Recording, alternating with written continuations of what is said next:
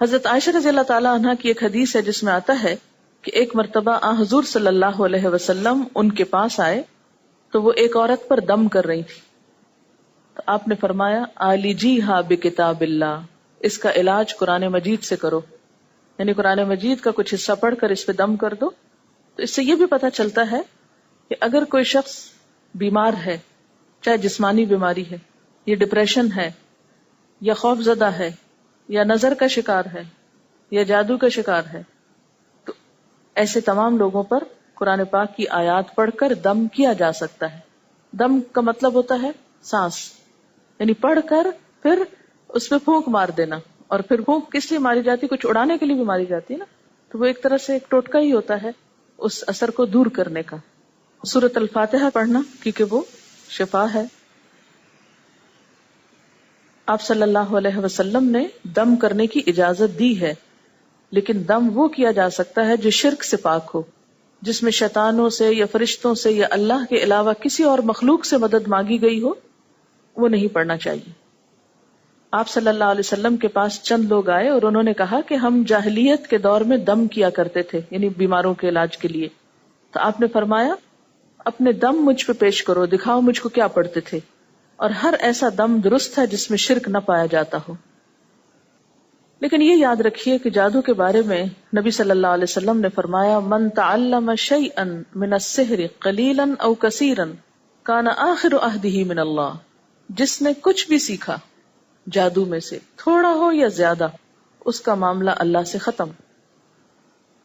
آپ صلی اللہ علیہ وسلم نے فرمایا جس نے علم نجوم کا کچھ حصہ حاصل کیا تو گویا اس نے اتنا جادو سیکھ لیا، اور جس قدر سیکھتا جائے گا اتنا ہی اس کی وجہ سے گناہ میں اضافہ ہوتا چلا جائے گا. ستاروں کا علم، ہاروسکوپ، ستارے کیا کہتے ہیں، سیکھنے میں، یقین کرنے میں، اس پر عمل کرنے میں، اس کو استعمال کرنے میں، اس کو پڑھنے میں، even if you don't believe it, تو یہ لغو چیز ہے. نبی صلی اللہ علیہ وسلم نے اس سے منع کیا ہے. کہتے ہیں کہ برائی جو ہوتی ہے اس کے قریب سے بھی گزرنے سے اس کا اثر آنے کا ڈر ہوتا ہے. اسی طرح ایک اور چیز آپ صلی اللہ علیہ وسلم نے فرمائی کہ جو شخص گرہ لگاتے ہوئے پھونک مارے اس نے جادو کیا، اور جو جادو کرے اس نے شرک کیا. بعض اوقات لوگ کیا کرتے ہیں کہ کوئی کلام پڑھتے ہیں پھر کیا کرتے ہیں گرہ لگا کے اس میں پھونک مارتے ہیں، تو یہ جادو ہوتا ہے. ایسا بھی نہیں کرنا چاہیے.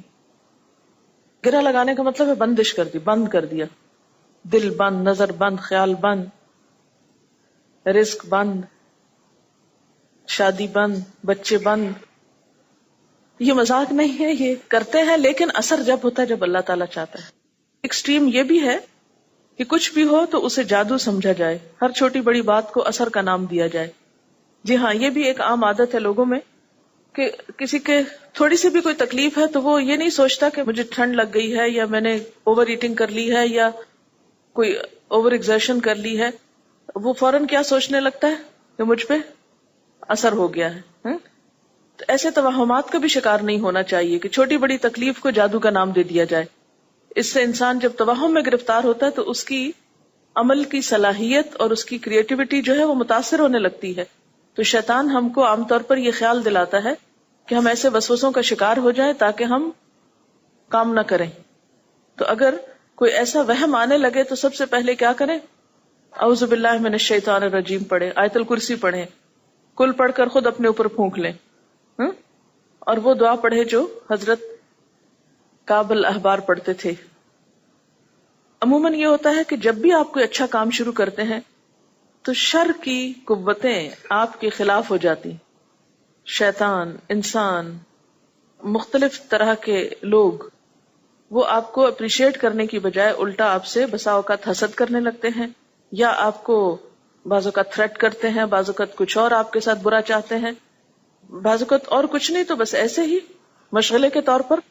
کیونکہ بہت سے لوگوں کے پاس کچھ کام نہیں ہوتا، ان کا صرف کام یہ ہوتا ہے کہ جو کوئی کام کرے اس کے کام میں رکاوٹ ڈالیں. تو ایسی تمام چیزیں پھر انسان کو خوف زدہ رکھتی ہیں، پریشان رکھتی ہیں. اور یاد رکھیے کہ نبی صلی اللہ علیہ وسلم نے ایسے خوف، توہمات اور وہم سے پناہ مانگی ہے. آپ دعا مانگا کرتے تھے اللہم انی اعوذ بک من الہم والحزن، اے اللہ میں تفکرات اور غم سے آپ کی پناہ چاہتا ہوں۔ کیوں؟ اس لیے کہ جب انسان کے دل میں غم جگہ پکڑ لے تو کوئی کام نہیں ہو سکتا، خوف جگہ پکڑ لے تو انسان بہت سی اپنی صلاحیتوں اور قوتوں سے محروم ہو جاتا ہے۔ اسی طرح کوئی اور پریشانی انسان کو بے وجہ کی لگ جائے جس کی کوئی حقیقت نہیں، محض وہم پر مبنی ہے، تو انسان بہت سے کارآمد اور مفید کام کر نہیں سکتا۔ اس لیے ان چیزوں سے انسان بچا رہے یا اس کا ذہن خالی رہے تو انسان اپنی جو پازیٹو صلاحیتیں ہیں ان کو خیر کے راستے میں لگاتا رہتا ہے۔